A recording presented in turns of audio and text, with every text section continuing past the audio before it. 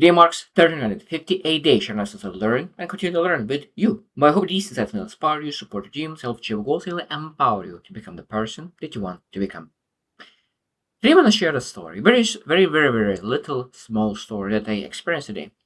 So, in this room, this is sunroom, came a bird, a very small bird, and of course, those windows it doesn't open very much, just a little bit in the sunroom, and the bird was not able to get out. Probably, I don't know how long he was in the sunroom because I just came in and it seemed that he was already tired.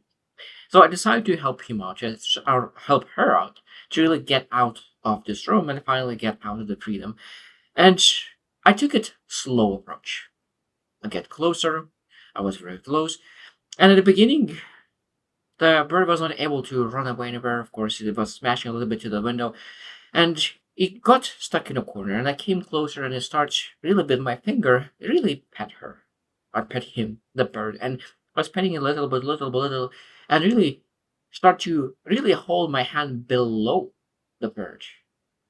And the bird was starting to fly, and at that moment, it used to fell into my hands. And I started to hold a little bit and then fly again. And after a while, I started comfortable, really hold himself on my hand, really getting the breath in. And then again, fly into the tree, into the glass, and then get tired and falls into my hand. And slowly, I was able to really deliver to the window, and I finally was able to really release her. But before going, she there almost looked at me for a couple of seconds and it flew away. So she was holding on my finger, looked at me, almost saying that thank you, and it flew away. And I think that this this I was thinking, like, what could I learn from that experience? What I could learn from this encounter with the beautiful small bird? And I really wrote 10 lessons that I think that every single person could really do to really help somebody, because I think that every single person could really help. And the situation requires sometimes really to act in a way that really helps other person. So today we'll share 10 lessons that I was able to draw out of this experience. And I think that I hope that it will help to really help somebody who needs support. Because I think that when a person in a house, when a person is in a house, we need to act a certain way to really help that person in the highest way. Because sometimes we want to help, but when you come in and we rush into things, I think that could really destroy rather than really help. So what are those 10 lessons that they draw out of it? So first one, calm presence can dissolve fear for you and others. For you and others. I know that sometimes people could be afraid of a bird and they don't know what to do. But my presence, calm presence, I think that this time I really chose to be very calm and present. And I think that my calm presence allowed that wild bird to get comfortable. It didn't get comfortable immediately. It's a wild bird. But I was not rushing. I was not rushing anywhere. And after a while, I could tell that the bird seemed that it really calmed down. Because that small strokes, that smash strokes really allow you to say, like, I'm not here to hurt that bird. I'm here to help. And I think that's, again, it was not fully calm. There's a wild bird. But I could tell that it was not rushing too much either. Because I didn't want to create even more house. Because I didn't think that after you get stuck and you're not able to get out, I think that internally there's a lot of house. And I think that's exactly with people. Sometimes people get stuck in one spot and they feel stuck and they have a house in their life and they don't know what to do. And I think at that moment, we really need to really spend time with that person rather than giving advice, rather than doing anything at the moment. Sometimes we just need to really pet that, encourage that, support that, and really give compassion, give sympathy, they give empathy. So we not rush and be saviors of the day because that potential could be pushing. We need to give some comfort. We don't need to give comfort all the time. We want to make sure that that person or that the person at the time gets out of this position. But maybe we can potentially start from comfort and then, of course, able to really help that to move to another level. Number two is trust is built through patience, not force. I think as I mentioned, trust is built through patience, not force. So what do we need to do? I think that we need to understand that relations with animals or even people or yourself deepens when you build with patience. And again, this is again one of the biggest lessons as well, that when we want to really help people or animals, we need to really be patient. And patience is not on your understanding what patience is, based on other person understanding. So that means for you, in my patience means that you give patience like one time, two times, three times, and that's it. Like, my patience is finished. I'm not supposed to be with that patience on your level. I think that you understand how long you're willing to be patient until they feel that trust is built, because their trust is built on their level of understanding how trust is built. Because for you, it seems like that even with people, sometimes some people need to have 10 interactions with a person until they have trust with that person. Some people just need only 3 times, or some people need 50 times have small communications until they are able to trust. Now, is that good or not? No, maybe I think that's when a person is trusting, have trust difficulties. But again, they were not able to dictate how long it will take for them to trust that. Number three is sometimes helping means stepping back. And I think that's again a beautiful thing, that at this point I really allow the bird to choose. And again, this is, I don't know if it's stepping back, but like I was holding my hand below the bird. So I was grabbing it to and not forcing it to throw it away from the window and releasing in the no, I was like holding my hand below the bird. So when he falls into my hand. And I think that extends stepping back, being able to like, okay, so I'm not grabbing you and forcing you to take action. No, I'm holding you. I'm giving them space. Like, if you need support, if you need someone to speak with, I'm here for you. I'm here to be your safety net. I think that that's a beautiful thing when you think about it. We are able to be the best supporters when we are safety net. My brother was the best supporter because he knew that that's exactly what I need. I don't need a lot of support in a lot of different ways. What I just needed safety net. I think that majority of people, that's exactly the same way, that they just need a safety net. If they fall, they know that someone will be there to catch them falling. I think that's again beautiful lesson. Stepping back and giving that safety net. Number four, even brief connections can be profound. What I mean that even though that interaction with the bird was very, very short, I think that everything together ended up being maybe 7 minutes, maybe max 10 minutes, because I took my time really building that trust with the bird. But still, 7, 10 minutes. But that's really made my day. Of course, it didn't make the bird's day. Of course, he didn't want to really get stuck in the sunroom. But at the same time, I think that that connection with the bird, and really before leaving me, really looking at me and really saying that almost thank you that you allowed me to really get out. I think that that's a beautiful moment. Sometimes I think that we need to really be able to be present and mindful, understanding how beautiful those moments are. Not every single day you're able to really experience and help a wild bird to get into the freedom. I think that's I think it's a beautiful moment. I think that is beautiful, blissful moment. To really enjoy that living in a life where you're able to look around. And I live in a beautiful country, a beautiful city right now, Vancouver, where the view was such a beautiful. I'm able to see the highs, I'm able to see the mountains, and I think that being able to be present and mindful and being able to enjoy every single moment, including really helping the bird, I think that is again, even the brief connections could be profound. Number five is that true help means being there when is needed, not forcing. And I think that this is I wrote it because it's a very, very important lesson.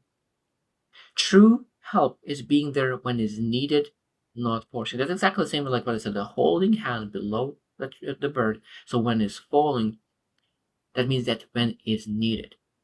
Because sometimes when we think that I want to help that person, so I will push advice, and sometimes that is unsolicited advice. Sometimes you want to give maybe even resources, time, energy, money. But when you give time, money, energy, it might be that you are actually not helping them, you hurting them, because they need to develop. It says that when the butterfly struggles to get out of cocoon, if you help them and cut the cocoon, most likely they're, they're they will not be strong enough to fly. I think it is very, very important to understand that if you helping too early for people as well, it could be that they hurt because they will not develop the strength, resilience necessary to really keep going in their life. Number six is trust deepens through repeated kindness. And this is a beautiful thing. And this is again part of the I already mentioned that is sometimes you need to really show up multiple times. This is a patient side that you need to show up and show up, and that means that one time show up, okay, you show the kindness, it might be on like okay, you did the kind of thing. You did the second time, you did the kind of thing, and at some point, people say like you not did the kind of thing, you are kind person. And I think that's a massive distinction because when you say that person did the kind of thing, you might not trust that person yet. But when you really do the kind thing over and over and over thing, that's when your trust builds because people see you as a kind person. I think identity.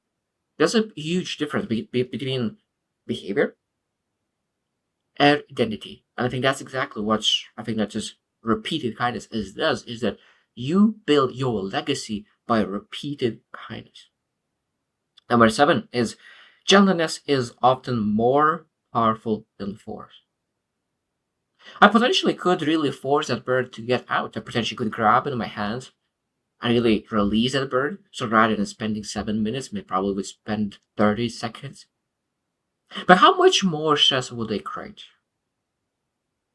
Would it be helpful for that bird? I don't know, maybe that. Maybe I would create even more stress.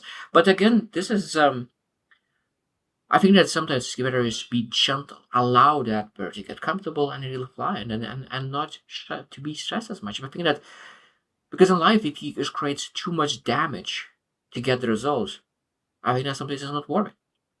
So that means when we really pursue the big things in life, I mean, you need to ask like, do we create more damage to get results, or should we be more gentle and really get results and not lose the things that in in in achieving that?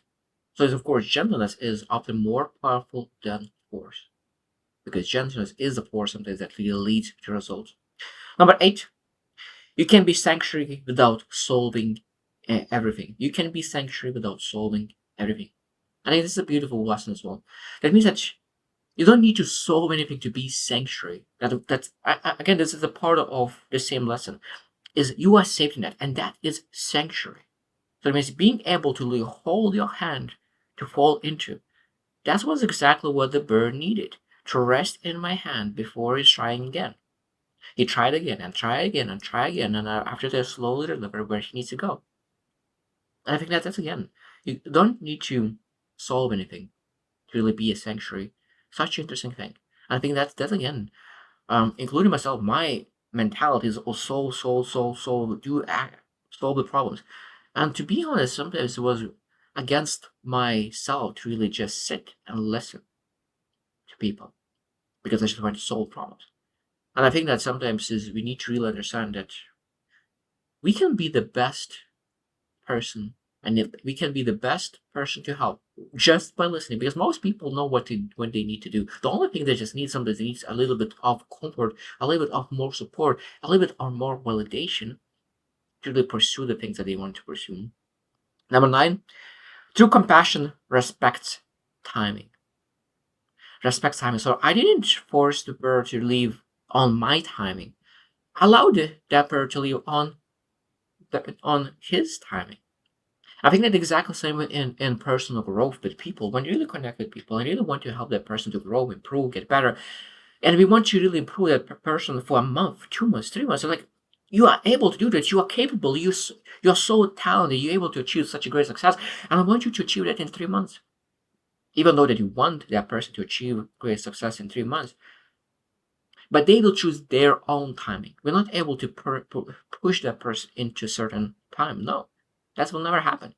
That means we're able to be there, we're able to hold that safety net, that sanctuary for them, and they will choose the timing when they want, and then they'll choose to really go and pursue their dreams, results, and finally get out to new freedom.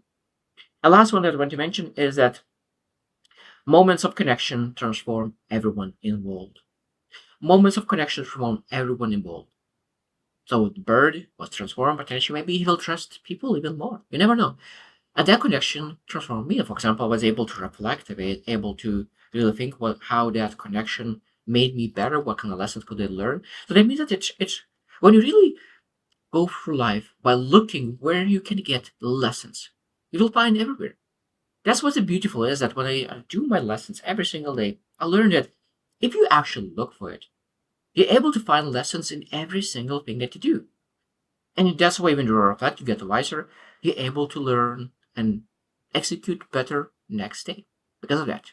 Because there are so many metaphors, analogies, there are so many things intertwined and are connected. And it's a beautiful thing that I able to reflect on this experience. A really beautiful experience. I really enjoy really this experience. And I hope that you have a chance to really not just not specifically the bird, but really explore, really enjoy moments of life where you're able to connect with people, with animals. I think it's beautiful moments when you're able to really be present and enjoy that moment. And really then reflect, what did they get out of it?